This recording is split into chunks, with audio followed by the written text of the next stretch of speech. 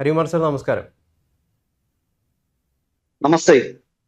ISROയുടെ NavIC system വീണ്ടും പ്രവർത്തനക്ഷമമാകുമെന്ന വാർത്തയാണ് പുറത്തു വരുന്നത്. ഇത് ISROയിൽ നിലവിൽ നിൽക്കുന്ന കുറേയധികം പ്രതിസന്ധികളുണ്ട്. അതിനെ മറികടക്കാനുള്ള ഒരു കണ്ണിൽ പൊടിയിടൽ തന്ത്രം മാത്രമായിട്ടാണോ നമ്മൾ വിലയിരുത്തേണ്ടത്? ഇന്നത്തെ പല മുഖ്യധാരാ ദിനപത്രങ്ങളിലും മാധ്യമങ്ങളിലും ഒരു വാർത്ത കിടപ്പുണ്ട്. ISRO അതിന്റെ ഉപഗ്രഹ വിക്ഷേപണം വേഗം പുനരാരംഭിക്കാൻ പോകുന്നുവെന്നും നാവിക് സിസ്റ്റത്തിന്റെ ഭാഗമായിട്ടുള്ള NVS-03 അതവിടെ നിർമ്മാണമൊക്കെ പൂർത്തിയാക്കി എല്ലാ രീതിയിലുള്ള സർട്ടിഫിക്കേഷനുകളും ഒക്കെ കഴിഞ്ഞിട്ട് അത് ശ്രീഹരിക്കോട്ടയിലെ സൂക്ഷിച്ചിട്ടുണ്ട്. അത് ഉടൻ തന്നെ വിക്ഷേപിക്കും. ഉടനെന്ന് പറഞ്ഞാൽ സെപ്റ്റംബറിൽ അതിന്റെ വിക്ഷേപണം നടക്കും എന്നുമൊക്കെയുള്ള വാർത്തകൾ പല മാധ്യമങ്ങളിലും ഇന്ന് പുറത്തു വന്നിട്ടുണ്ട്. പക്ഷേ ഇത് നടക്കുന്ന കാര്യമാണെന്ന് എനിക്ക് തോന്നുന്നില്ല. ISRO അങ്ങനെ ഒരു പത്രക്കുറിപ്പൊന്നും ഇറക്കിയിട്ടില്ല. പക്ഷെ ഈ വാർത്ത തീർച്ചയായിട്ടും മാധ്യമപ്രവർത്തകർ എന്നുള്ള നിലയിൽ നമുക്കറിയാമല്ലോ, ISROയെ കുറിച്ചുള്ള ഇത്തരം ഒരു വാർത്ത വരണമെങ്കിൽ തീർച്ചയായിട്ടും അവര് ആ ബീറ്റ് കവർ ചെയ്യുന്ന മാധ്യമപ്രവർത്തകർക്ക് അവർ കൊടുക്കുന്ന വാർത്ത അനുസരിച്ചാണ് ഈ മാധ്യമപ്രവർത്തകർ പലരും ഇത്തരം വാർത്തകൾ പ്രസിദ്ധീകരിക്കുന്നത്. മാത്രമല്ല, പല പത്രങ്ങളിലും ഒരേ വാർത്ത ഒരേ ദിവസം വരുമ്പോൾ അത് ഒരു സോഴ്സിൽ നിന്ന് വരുന്നതാണ് എന്ന് മാധ്യമ ലോകത്ത് പ്രവർത്തിക്കുന്ന എല്ലാവർക്കും അറിയാം. അതവിടെ അങ്ങനെ നിൽക്കട്ടെ.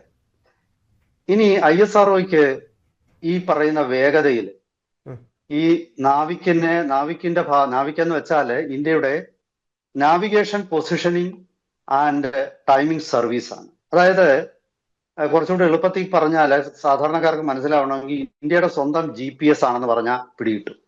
കാരണം GPS എല്ലാവർക്കും അറിയും.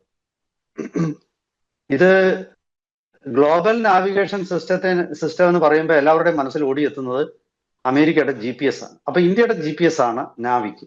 നാവിഗേറ്റിംഗ് വിത്ത് ഇന്ത്യൻ സാറ്റലൈറ്റ് കോൺസ്റ്റലേഷൻ എന്നുള്ളതാണ് നാവിക്കിന്റെ അർത്ഥം. ആദ്യം അതിന് പറഞ്ഞുകൊണ്ടിരുന്നത് IRNSS എന്നാണ്, Indian regional navigation satellite system എന്നാണ് ഇതിന്റെ പേരിട്ടിരുന്നത്. ഇതിന്റെ ഉപഗ്രഹങ്ങളുടെ എണ്ണം 4 എണ്ണമെങ്കിലും ഏറ്റവും കുറഞ്ഞത് വേണം. ആ 4 എണ്ണം പോലും ഇല്ല, ഇപ്പൊ 3 എണ്ണമേ ഉള്ളൂ. പക്ഷെ എന്നിട്ടും ഒരു കുഴപ്പവും ഇല്ല എന്ന് ISRO പറയും. ചില സാങ്കേതിക പദങ്ങളും ഒക്കെ ഇതിന്റെ ഇടയ്ക്ക് പ്രയോഗിക്കും. കേൾക്കുന്നവരെല്ലാം അതങ്ങ് വിശ്വസിക്കും. കാരണം നമുക്കിത് ഇത് കവർ ചെയ്യുന്ന മാധ്യമപ്രവർത്തകർക്ക് ഒരു പ്രശ്നമുണ്ട്. ഇവരിൽ പലർക്കും ഇതിന്റെ സാങ്കേതികതയെ കുറിച്ച് ഒന്നും അറിയാൻ പറ്റില്ല. അപ്പോ അവരും ഇതങ്ങ് വെള്ളം ചേർക്കാതെ വീഴും. സത്യത്തില് ഇതിൽ ഇതിൽ എനിക്ക് ചോദിക്കാനുള്ള രണ്ട് മൂന്ന് ചോദ്യങ്ങളുണ്ട്. ആ ചോദ്യങ്ങൾ ഞാനൊന്ന് പറയാം. അപ്പോ ഗൗതം ചോദിച്ച ചോദ്യത്തിന് മറുപടിയിലേക്ക് നയിക്കും ഞാൻ ഈ പറയുന്ന കാര്യങ്ങൾ. ഇതിന്റെ ചരിത്രം പരിശോധിക്കുമ്പോൾ 2006 ഇന്ത്യക്ക് സ്വന്തമായിട്ടൊരു പൊസിഷനിങ് നാവിഗേഷൻ ടൈമിംഗ് സർവീസ് വേണമെന്ന് സർക്കാർ തീരുമാനിച്ച് അതിന് അംഗീകാരം കൊടുക്കുന്നത്. ആലോചനയൊക്കെ അതിനു മുമ്പ് ഉണ്ടായിരുന്നു. പക്ഷെ അംഗീകാരം കിട്ടുന്ന 2006. 2013 ഇതിന്റെ ഭാഗമായിട്ടുള്ള ആദ്യത്തെ സാറ്റലൈറ്റ് IRNSS-1A വിക്ഷേപിക്കുന്നു. ഇത് 2013 തുടങ്ങിയ വിക്ഷേപണം 2016 ആയപ്പോഴേക്കും ഏതാണ്ട് 7 സാറ്റലൈറ്റുകൾ അതിന്റെ ഭാഗമായിട്ട് വിക്ഷേപിച്ചു. 2018 8ാമത്തെ സാറ്റലൈറ്റും ഉണ്ടായിരുന്നു. അതായത് 2018 ഏതാണ്ട് ഒരു 8 കൊല്ലം മുമ്പ് ISROയുടെ നാവിക്കിന്റെ ഭാഗമായിട്ട് 8 ഉപഗ്രഹങ്ങൾ ഉണ്ടായിരുന്നു എന്ന് പറയുമ്പോൾ നമ്മൾ ആലോചിച്ച് നോക്കണം. ആ 8ൽ നിന്ന് 3 പടവലങ്ങ പോലെ താഴോട്ടാ വളരുന്നത് ഇതിന്റെ എണ്ണം. അതൊരു വല്ലാത്ത ഒരു വളർച്ചയാണ്. ഈ പിന്നെ ഇപ്പൊ ISRO ഇത് ഏതാണ്ട് കണ്ണടച്ച് തുറക്കുന്ന വേഗത്തിൽ ഇത് വീണ്ടും 8 എണ്ണമാക്കും 7 എണ്ണമാക്കും എന്നൊക്കെ പറഞ്ഞിട്ട് വാർത്തകളൊക്കെ വരുന്നുണ്ട്. എനിക്ക് വിശ്വസിക്കാൻ തോന്നുന്നില്ല.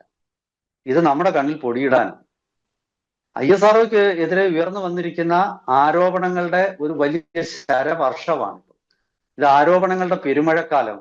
ഈ ആരോപണങ്ങളുടെ പെരുമഴക്കാലത്ത് ISRO അതിൽ നിന്ന് രക്ഷപ്പെടാൻ നിവർത്തി പിടിക്കുന്ന കുടയാണ് Indian regional navigation satellite system, അല്ലെങ്കിൽ ഈ നാവിക്ക് പൂർണ്ണ പ്രവർത്തനത്തിലേക്ക് ഉടനെ എത്തുമെന്നൊക്കെ പറയുന്നത്. അത് അങ്ങനെയൊന്നും എത്താൻ പറ്റത്തില്ല.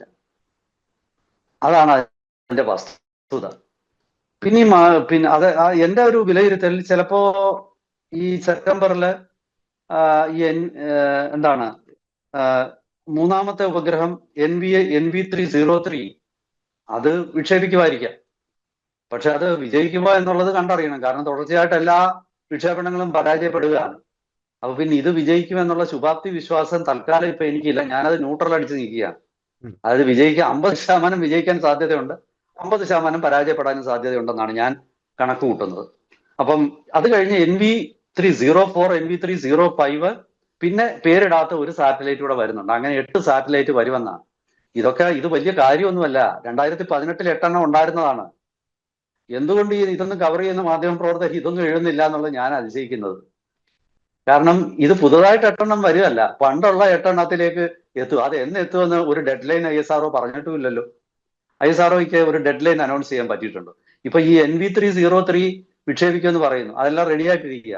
പക്ഷെ അതിന്റെ പോലും ഒരു ലോഞ്ചിങ് ഡേറ്റ് ISRO അനൗൺസ് ചെയ്തിട്ടില്ല. അപ്പൊ ഈ വാർത്തകളെ അങ്ങനെ വിശ്വസിക്കേണ്ട എന്നാണ് ഞാൻ ഈ പറഞ്ഞ തെളിവുകളുടെ അടിസ്ഥാനത്തിൽ ഞാൻ മനസ്സിലാക്കുന്നത്. പിന്നെ ഇതിനെ സംബന്ധിച്ച് ISRO കുറച്ച് വീരവാദമൊക്കെ മുഴക്കിയിട്ടുണ്ട്. ISRO അല്ല, മാധ്യമ വാർത്തകളിൽ കുറെ വീരവാദമൊക്കെ ഉണ്ട്. വീരവാദം എന്ന് പറയുന്നത് ഇതിന്റെ ഉപഗ്രഹത്തിന്റെ എക്സ്റ്റൻഡഡ് ഓപ്പറേഷൻ ലൈഫ് സ്പാൻ, അതായത് ഈ ഉപഗ്രഹം ആകാശത്തിൽ കൃത്യമായിട്ട് എത്ര കൊല്ലം പ്രവർത്തനക്ഷമം ആയിരിക്കും എന്നുള്ളത്, അത് കൂടുതൽ കൊല്ലം ഉണ്ടായിരിക്കും.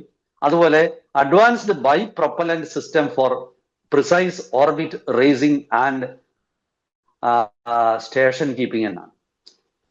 ഇത് കേൾക്കുമ്പോൾ എല്ലാവരും വിചാരിക്കും അഡ്വാൻസ്ഡ് ഈ ഉപഗ്രഹങ്ങളിലെ ഇന്ധനമുണ്ട്. അതെന്തിനാ ഉപഗ്രഹങ്ങളിലെ ഇന്ധനം എന്ന് ചോദിക്കാം. ഉപഗ്രഹത്തിലെ ഇന്ധനം എന്ന് പറയുന്നത് അതിന്റെ ഓർബിറ്റില്, അതായത് ഭ്രമണപഥത്തിൽ സൂക്ഷ്മമായ ചില അഡ്ജസ്റ്റ്മെന്റുകൾ നടത്താൻ വേണ്ടിയിട്ടാണ്. പിന്നെ റോക്കറ്റ് ലോഞ്ച് ചെയ്യുന്ന പോലെ പോകാനല്ല, ഇതിൽ ത്രസ്റ്ററുകളുണ്ട്. ആ ത്രസ്റ്ററുകൾ പ്രവർത്തിപ്പിച്ചിട്ട് ഉപഗ്രഹത്തിലെ ചില ചെറിയ ദൂരത്തേക്കൊക്കെ അങ്ങോട്ടും ഇങ്ങോട്ടും മാറ്റുന്നു. അതുപോലെ അതിന്റെ ഇൻക്ലിനേഷൻ വ്യത്യാസപ്പെടുത്തുന്നു, ചരിവ് വ്യത്യാസപ്പെടുത്തുന്നു. അതിനൊക്കെയാണ് ഈ പ്രൊപ്പല്ലന്റ്. പക്ഷെ ഈ പ്രൊപ്പല്ലന്റ് എന്ന് പറയുന്ന അഡ്വാൻസ്ഡ് അല്ല. യഥാർത്ഥത്തിൽ ആധുനിക ഉപഗ്രഹങ്ങൾക്കൊക്കെ ഇലക്ട്രിക് പ്രൊപ്പൽഷൻ ആണുള്ളത്.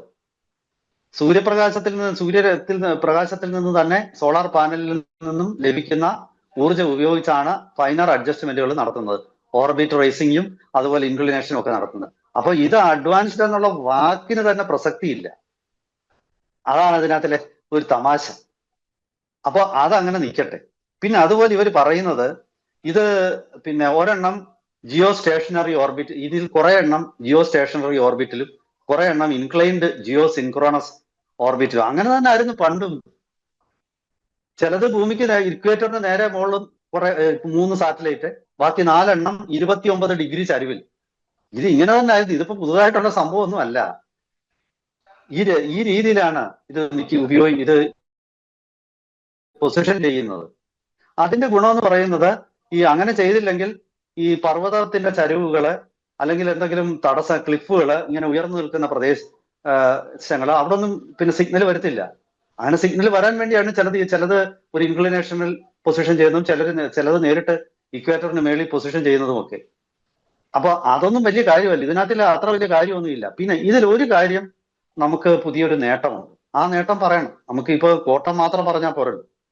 നേട്ടം എന്ന് പറയുന്നത് നമ്മുടെ പല ഉപഗ്രഹങ്ങളും പരാജയപ്പെട്ടത് ഈ റുബീഡിയം ക്ലോക്ക് എന്ന് പറയുന്ന ആറ്റമിക് ക്ലോക്ക്, ആ ആറ്റമിക് ക്ലോക്കിലെ സമയം വെച്ചിട്ടാണ് നമ്മൾ ഈ ടൈമിംഗ് സർവീസ്, ഉപഗ്രഹം വഴിയുള്ള ടൈമിംഗ് സർവീസ് നമുക്ക് ഭൂമിയിൽ കിട്ടുന്നത്.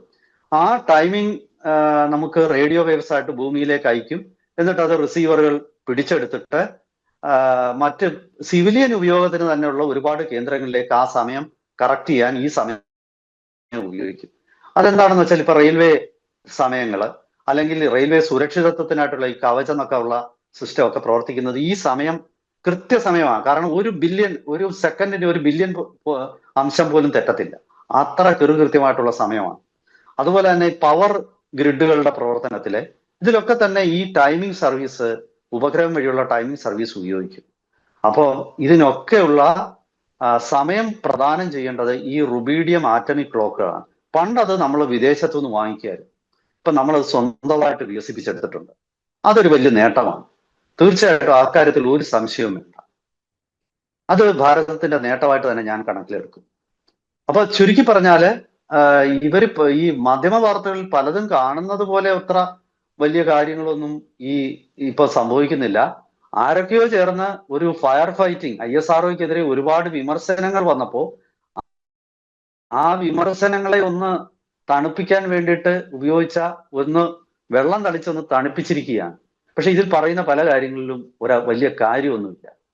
ഇതൊക്കെ 8 ഉപഗ്രഹങ്ങൾ ഉണ്ടായിരുന്ന സ്ഥാനത്ത് 2029 ആകുമ്പോൾ വീണ്ടും 8 ആവുന്ന ഏതാണ്ട് വലിയ കാര്യമാണ്. 2029 ആകുമ്പോഴത്തേക്ക് 14 എണ്ണമെങ്കിലും ഉണ്ടാവേണ്ടതാണ്.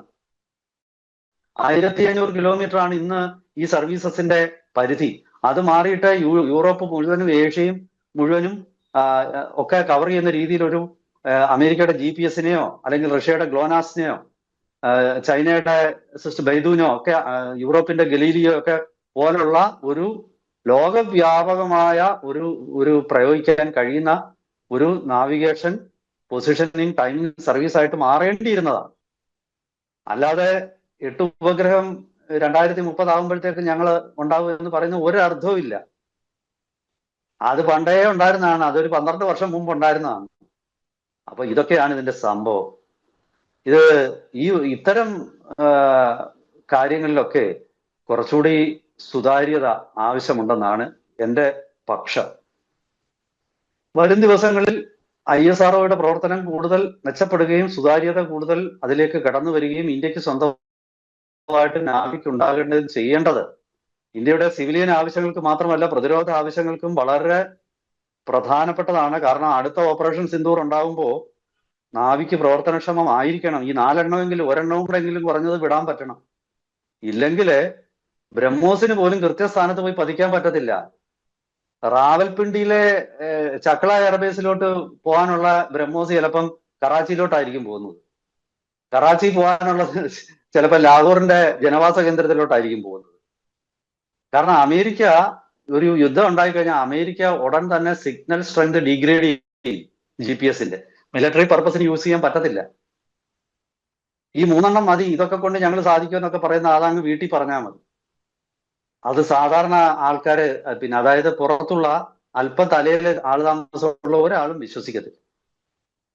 ഈ കള്ളങ്ങളുടെ ഒരു ഘോഷയാത്ര ഈ മൺസൂൺ കാലത്ത് ആരൊക്കെയോ ചേർന്ന് മാധ്യമങ്ങളിലൂടെ പ്രചരിപ്പിക്കുന്നത് അത് തൽക്കാലത്തേക്ക് പ്രയോജനം ചെയ്യുമെന്ന് ആരെങ്കിലും കരുതുന്നുണ്ടെങ്കിൽ അവർ മൂടന്മാരുടെ സ്വർഗത്തിലാണെന്നാണ് എനിക്ക് പറയാനുള്ളത്.